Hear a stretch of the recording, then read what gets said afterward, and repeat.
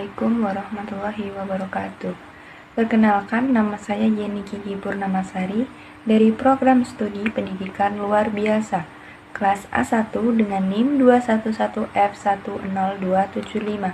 Di sini saya akan menyampaikan hasil dari meresum film yang berjudul Tari Zamin Pak untuk memenuhi tugas UTS dari dosen pengampu Bu Rena Latama Kismawiyati SPD MPD, yang kisahnya tentang jatuh bangunnya kehidupan seorang anak 8 tahun yang bernama Ishan. Di usianya itu, Ishan duduk di kelas 3 SD. Ishan belum bisa menghafal angka maupun huruf. Ishan juga memiliki kesulitan dalam menulis. Ia kesulitan mengenal huruf, misalnya sulit membedakan antara D dengan B atau P. Dia juga susah membedakan suku kata yang bunyinya hampir sama.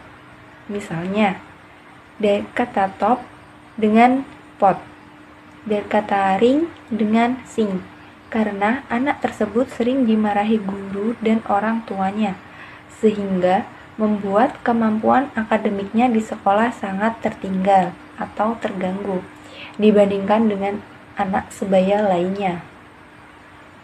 Ishan memiliki karakter yang ceria, ekspresif, dan suka berimajinasi. Sedangkan Yohan, kakaknya Ishan, memiliki sikap atau perilaku yang berbeda dengan Ishan. Yohan pintar, penurut, dan kalem. Ayahnya memiliki sifat sangat tegas dan kaku. Berbeda dengan ayah Ishan, ibu Ishan berkarakter lemah lembut dan pengertian. Ayah Ishan selalu menuntut Ishan agar terus belajar dan meraih nilai tinggi seperti Yohan, kakaknya Ishan. Karena ketidakmampuannya, ia mengalami berbagai tekanan dari guru dan orang tuanya, terutama dari ayahnya, sehingga mengakibatkan Ishan belum mampu membaca dan menulis. Mereka hanya memandang Ishan sebagai siswa yang bodoh dan nakal. Ibu Ishan seringkali mengajarinya pelajaran yang sudah dipelajari di sekolah. Namun, Ishan selalu melupakan pelajaran yang telah diberikan, sehingga lama-kelamaan ibunya pun lelah.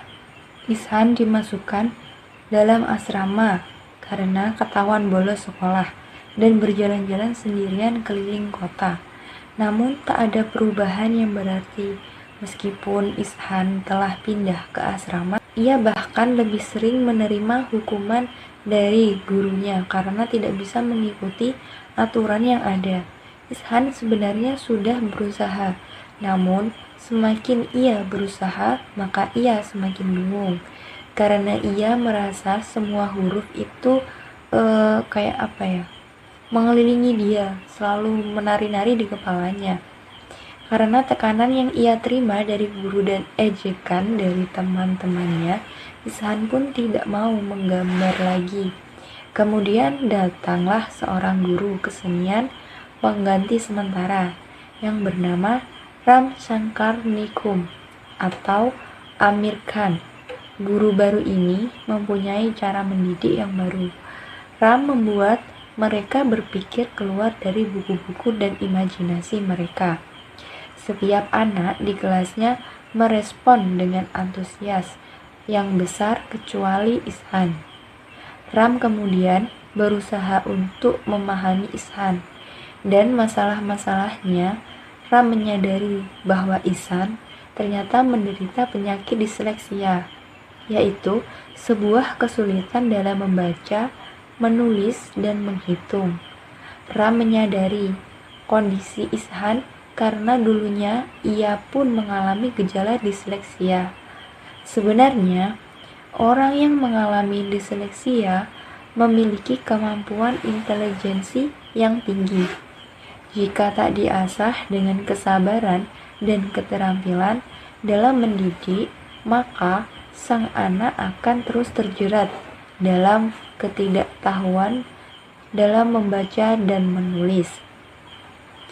Ia mencontohkan tokoh-tokoh dunia yang mengalami diseleksia, sehingga melejitkan semangat Ishan dalam belajar. Dengan waktu, kesabaran, dan perawatan, Ram berhasil dalam mendorong tingkat kepercayaan Ishan.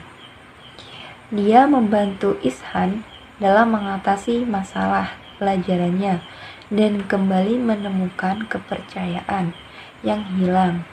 Ia mampu mengajak anak didiknya itu memahami dan menyeberangi lautan ilmu dengan proses yang menyenangkan. Ram yang menyadarkan orang tua Ishan bahwa anaknya mengalami diseleksia setelah menemui orang tua Ishan. Ram kemudian memohon kepada kepala sekolah atau asrama agar Ishan diberikan kemudahan dan tidak dikeluarkan, di mana ia nantinya yang akan membantu Ishan agar dapat membaca dan juga menulis. Kemudian, untuk meningkatkan kepercayaan diri Ishan dan memperlihatkan kelebihan Ishan, dalam melukis, Ram mengadakan lomba melukis bagi guru dan murid di asrama tersebut. Ishan akhirnya keluar sebagai pemenang. Hasil lukisannya dan juga lukisan Nikum dipakai sebagai sampul buku tahunan di sekolah tersebut. Selain itu, di akhir sekolah, nilai-nilai Ishan pun tidak lagi di bawah rata-rata. Ia pun sudah mampu bersaing dengan teman-teman yang lainnya. Pada suatu hari di sekolah, Ishan dihukum oleh gurunya saat pelajaran bahasa Inggris. Ketika pelajaran matematika, Ishan bolos dengan meninggalkan sekolah untuk berjalan-jalan menikmati suasana perkotaan.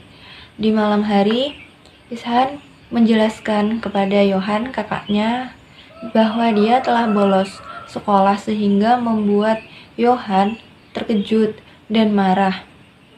Ishan lalu meminta maaf kepada Johan dan meminta tolong agar mau menuliskan surat keterangan absennya bahwa dia sedang sakit. Keesokan harinya, Ishan menunjukkan keterangan absen untuk tidak mengikuti pelajaran kepada gurunya. Di hari Minggu, ayah Ishan kembali setelah bertugas. Saat dia sedang membaca koran, dia menemukan secari kertas yang jatuh di bawah kakinya dan merupakan surat ketidakhadiran Ishan. Ayah Ishan kemudian langsung terkejut dan menemui ibunya untuk menjelaskan hal tersebut. Namun, ibu Ishan tidak mengetahui hal tersebut, sehingga Ishan dimarahi dan dipukul oleh ayahnya. Di hari berikutnya, orang tua Ishan bertemu dengan salah satu guru dan kepala sekolah Ishan.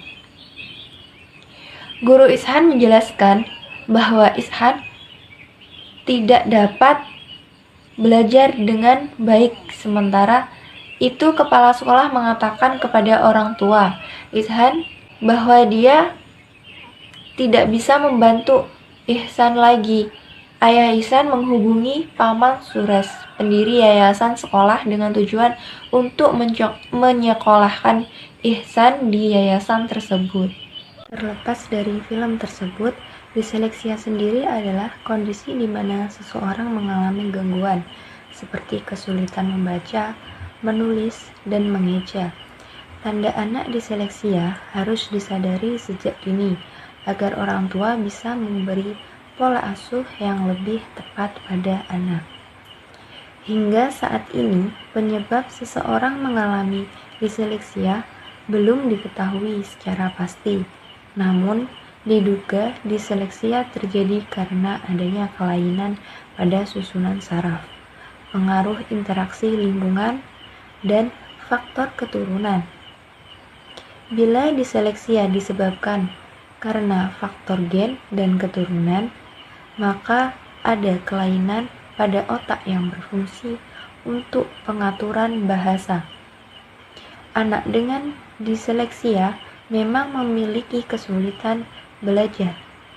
Namun, ini bukan berarti bahwa anak memiliki tingkat intelijensi rendah. Juga sebaliknya, anak dengan intelijensi rendah bukan berarti mengidap diseleksia.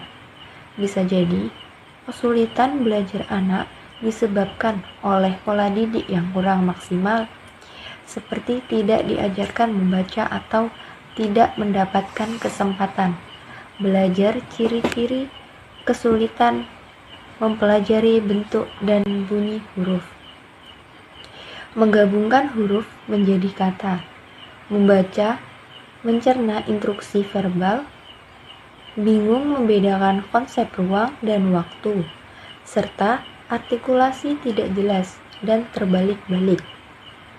Salah satu bentuk cara mengatasi diseleksia adalah dengan melakukan pendekatan edukasi khusus.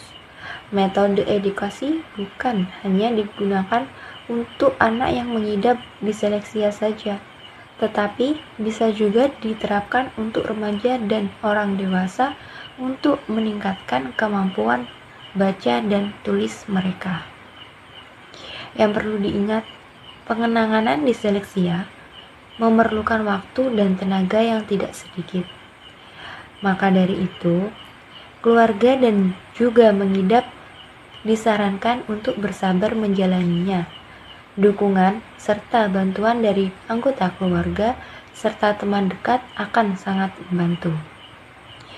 Sebenarnya, diseleksia ini bisa ditangani dengan cara lain, yaitu dengan terapi yang dilakukan bertujuan untuk melatih anak agar dapat berlaku normal di masyarakat.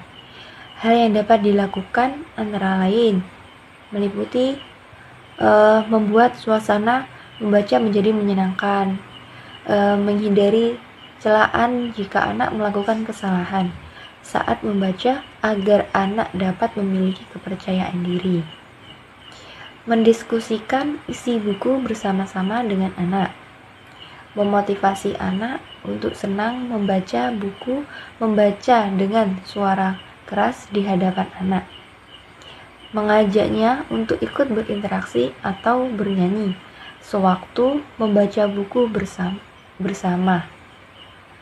Ini mengisahkan tentang seorang anak yang bernama Ihsan yang mengalami diseleksia, di mana ia mempunyai dunianya sendiri, suka berimajinasi, dan seorang anak yang pemberani, dan juga sebagai seorang anak yang mengalami diseleksia dengan ciri-ciri tidak dapat melihat huruf dengan angka dengan benar dalam penglihatannya. Huruf dan angka seperti sedang menari-nari dan selalu menari-nari di pelupuk matanya, sehingga anak diseleksia tidak dapat membaca dan tidak dapat menulis dengan benar. Dari film ini bahwa bisa disimpulkan gangguan diseleksia tidak bersifat permanen, karena diseleksia bisa disembuhkan dengan memberi perhatian yang lebih, memberikan kasih dan sayang, menumbuhkan rasa percaya diri, dan anak diajarkan dengan cara atau metode yang sesuai dengan yang dibutuhkan anak diseleksia. Di suatu hari, Ram mengadakan perlombaan menggambar yang menyertakan anak murid maupun guru sekolah. Saat perlombaan tersebut, Ram menanyakan keberadaan Ihsan kepada Rajan. Rajan menjelaskan bahwa dia tidak tahu dan menambahkan bahwa Ihsan pergi sebelum ada yang terbangun. Tidak lama kemudian, Ihsan datang, lalu disambut oleh Ram. Setelah menggambar, Ihsan menunjukkan hasil gambar kepada Ram, yang terkejut melihat hasil gambar Ihsan. Setelah itu, Ram menunjukkan gambarnya kepada Ihsan. Ihsan terkejut ketika melihat gambar milik Ram yang melukis gambar dirinya. Pengumuman pemenang diumumkan oleh kepala sekolah. di mana dia mendapatkan 2 gambar yang akan menjadi pemenang. Salah satunya adalah milik Ram.